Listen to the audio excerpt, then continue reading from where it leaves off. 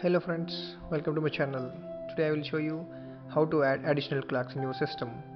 So when you're working with multiple regions of people, you need to have different time zones. So how to add this? Just click on this change time sync and click on additional clocks. So here show this clock one, enable this and select the time zone. The location here I'm selecting one of the PST location.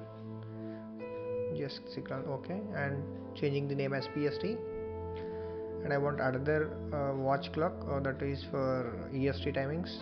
So let's select the EST one. So I rename it as EST. That's it. Just click on apply and OK. So now click on this time here, date here, and you'll see the 3 dates. So it is easy and it is convenient to you when you're working on multiple people with across the globe. Thank you for watching this video.